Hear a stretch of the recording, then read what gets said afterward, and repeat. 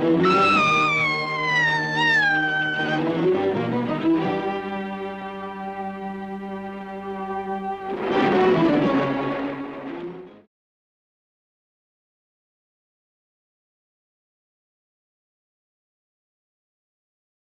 Nauvoo City Council minutes for June 8th and 10th of 1844 are explosive. These council meeting minutes reveal illegal liquor selling and gambling in Nauvoo. This led to a lynching of a black man. Have you ever heard that? It also reveals the laws the Higbees, Joseph Jackson, were using the Expositor to counterfeit money with bills drawn on the Missouri and New York banks.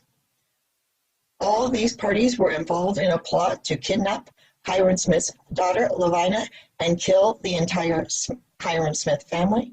Law offered $50 to murder Joseph Smith.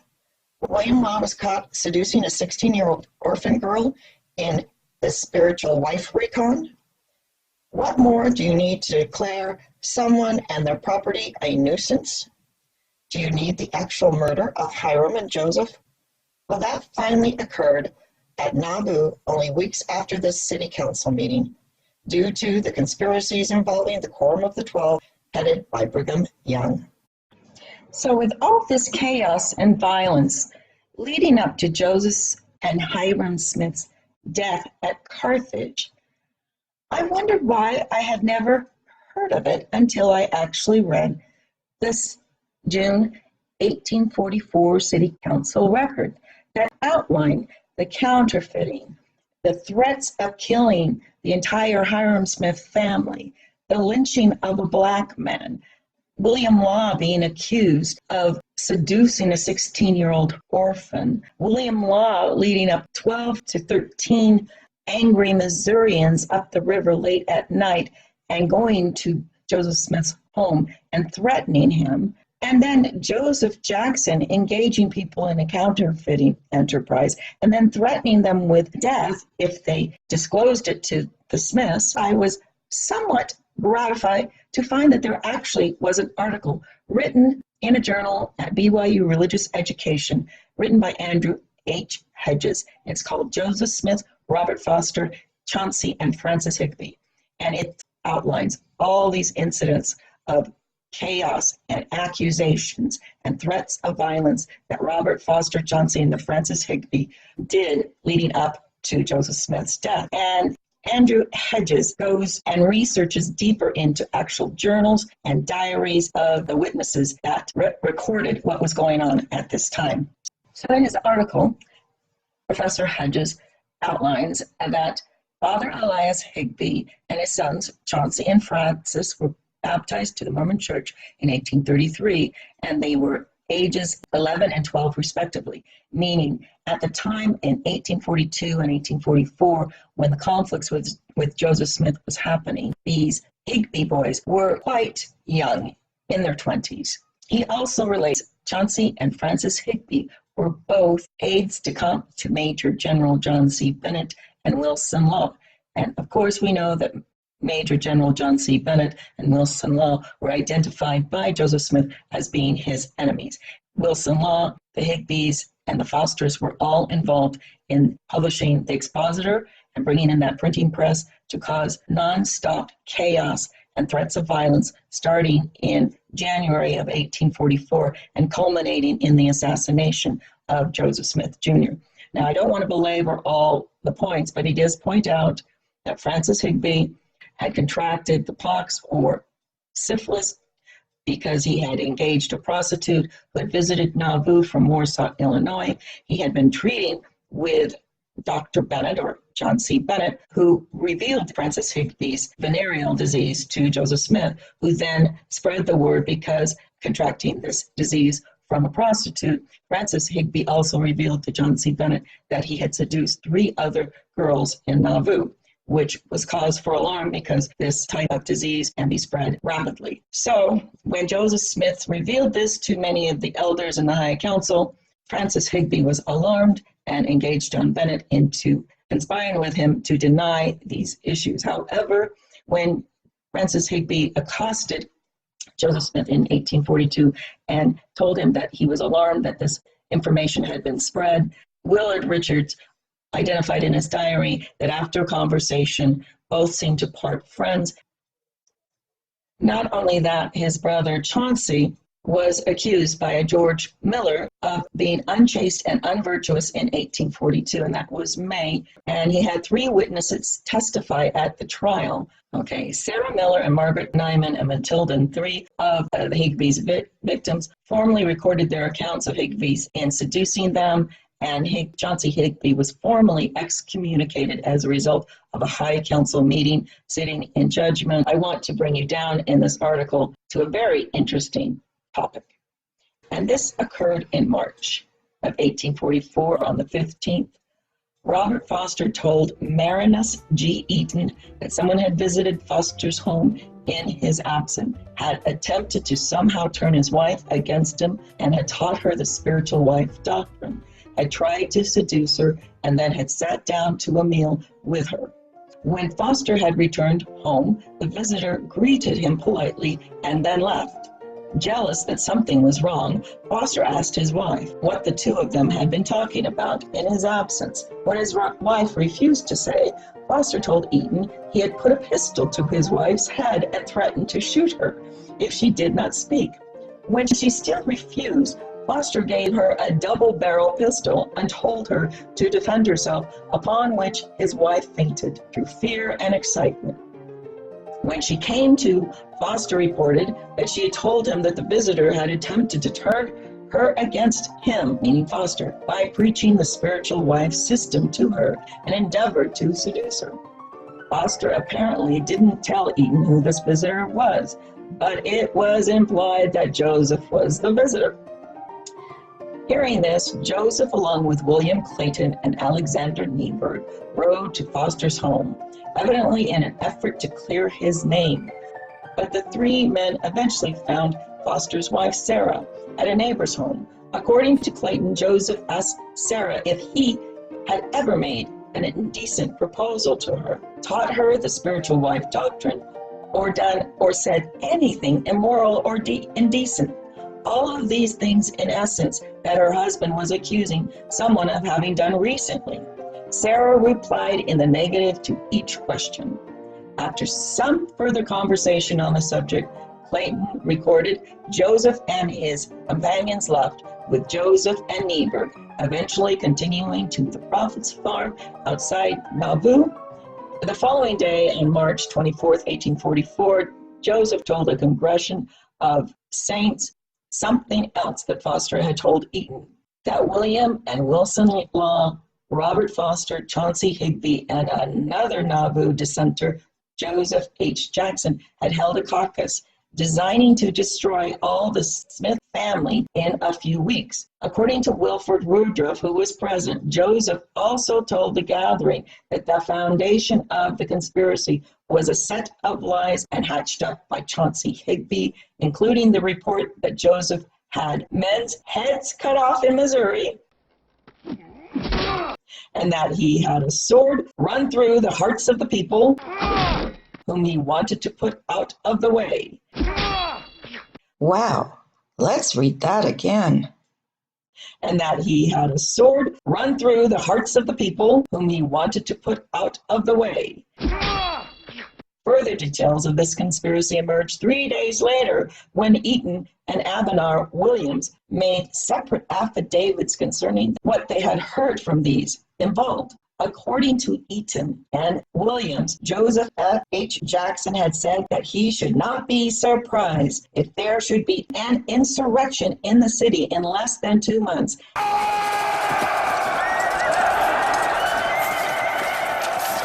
What was that again? Predicting an insurrection in Nauvoo 2 months ahead of time? Let's read that again. Insurrection in the city in less than 2 months.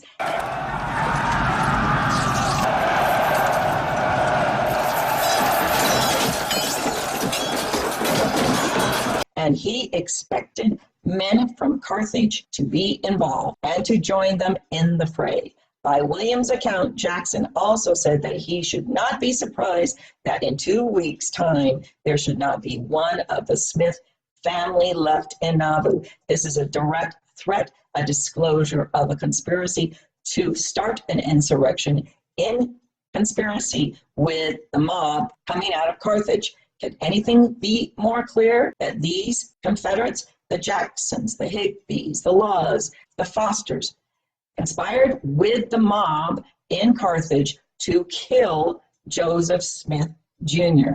And this is recorded in Wilford Woodruff's diary, who had witnessed all of this. Now, have you ever heard this? Have you ever heard this? I've never heard this. This is shocking. And certainly the Utah Mormon Church, who hold up Joseph Smith as their righteous prophet, would be heralding this from every mountaintop and every mountain peak, that Joseph Smith was assassinated unfairly, that it was not simply the destruction of the printing press, but it was because of this conspiracy to kill Joseph Smith by these Confederates in Nauvoo, the ones who were using the Expositor to whip up the mob violence, to counterfeit, to cause all sorts of slander and illegal activities, to cause an insurrection that obviously had been pre-planned, because this author states that by March of 1844, Carthage had already met as a group of citizens and had written Governor Ford demanding that the Smiths be arrested, the Nauvoo City Charter be abolished, that all the guns be taken from the Mormons, which would have resulted in another immediate expulsion, and as it finally did, resulted in the deaths of Joseph Smith and Hyrum Smith. And this conspiracy started at least as early as January of 1844 and culminated in the Smith assassination in June 1844. Realizing that this article disclosing all the shenanigans going on in Nauvoo, conspiring with the mobs in Carthage, the Mormon Church would rush and change all the reason why Joseph Smith was assassinated. Well, if you thought that, you'd be wrong. So here is the LDS Church website, and it's devoted to church history. And the article is entitled, "Who Killed Joseph Smith?" Coming down here, Joseph Smith had faced opposition, suspicion, and persecution most of his life, from the time he first saw God the Father and his Son Jesus Christ at age 14. As the church grew, opposition shifted from mockery of the religious beliefs of the church members to distrust and fear of the church, Joseph Smith's growing political power. Now, right here would be the opportunity to state that the political power was based on slavery. The Mormons were anti-slavery. In Nauvoo, Illinois conflict had simmered 4 years, had come to a boil when Joseph and the city council ordered the destruction of the Nauvoo Expositor press. This Nauvoo Expositor was a newspaper published by the apostate members of the church who were opposed to plural marriage, a practice that had been growing in Nauvoo. The paper argued that Joseph Smith had too much power, that polygamy was a whoredom in disguise, and that Nauvoo Charter should be unconditionally repealed. Now, isn't that ironic? It is just the opposite. All the evidence, or a substantial portion of the evidence, shows that this particular paragraph is completely inverted. In fact, it was these apostate members who published the Nauvoo Expositor who were practicing plural or spiritual wifery. Willam Law had been accused of seducing a 16-year-old girl who was orphaned. The Higbees had been excommunicated for seducing multiple women and telling them that it was not a sin as long as they did not tell. The Fosters, the same thing. And the church has completely failed to research its own facts and correct this glaring mistake. Or maybe it's not a mistake. So why would the church fail to publish that news, which is positive to Joseph Smith, that Joseph Smith was not assassinated only because he destroyed a printing press, but that there was this conspiracy in conjunction with the Carthage mobs And these Confederates, which are the Laws, the Higbees, and the Fosters, to assassinate Joseph Smith. This was all pre-planned, but yet the church continues in its obliviousness or intentional obliviousness to conceal the truth, which is Joseph Smith was set up by these Confederates, the Higbees, the Laws, the Fosters. And what happened after this is they went on to greatness in the state of Illinois. And why would they do that? Well, they took and looted the entire wealth of Nauvoo. And Brigham Young, who was financed to go out west, left with his group of followers, most of them from Britain, knowing that they were coming over here to try and take back the United States for Britain. He went out to Utah and became one of the wealthiest men in the West as a result of the Union Pacific Railroad and his greed in not sharing the wealth. Certainly, one of the many historical scholars from BYU, as a result of this 2017 article written by a professor, would have at least corrected this misapprehension in Wikipedia. But no, they continue to contend that Joseph Smith was executed solely because he destroyed a printing press. So let's read in Wikipedia. The Mormons began to move into Hancock County in 1839. At the time, most were Democratic. After the Mormon expulsion from Missouri, Joseph Smith went into Washington, D.C., met with President Martin Van Buren, seeking recompense for the lost property in Missouri. Van Buren said he could do nothing. Smith vowed to join the Whig Party on his return. Most of his supporters switched with him, adding the political tensions to the social suspicions in which this group were held. Okay, and why would this add to the tensions? Well, they conveniently omit that the Whigs were anti-slavery and were pro-abolitionists. And the Democrats, remember the Southern Democrats? They were Southern Confederates fighting to maintain the system of slavery. Gee, it's interesting how we omit all the truth in order to color people's minds and to actually conceal the whole truth. Here's Nauvoo Expositor. Several of Smith's disaffected associates at Nauvoo and Hancock County joined together to publish a newspaper called the Nauvoo Expositor. Its first and only issue was published June 7, 1844. Based on allegation by some of these associates, the newspaper reported that Smith practiced polygamy. It said that he tried to marry wives of some of these associates. About 8 of Smith's wives had already been married to other men. You see how they flip there? No foundation. They go from an allegation not supported by any evidence except for a newspaper article, and then switch to the fact that it's an actual fact. They just switch over and say about 8 of Smith's wives were married to these men that were accusing him. Well, and then the rest is history. It just is outrageous. It is outrageous. I mean, they have smeared Joseph Smith. They've smeared the Smith family. They've smeared all Mormons who thought they were joining a righteous church. And what did they end up joining? A pack of scoundrels, scalawags, and thieves. That is exactly what the Brighamite Mormons were accused of during this period of time of the most hated institution of white female slavery called polygamy.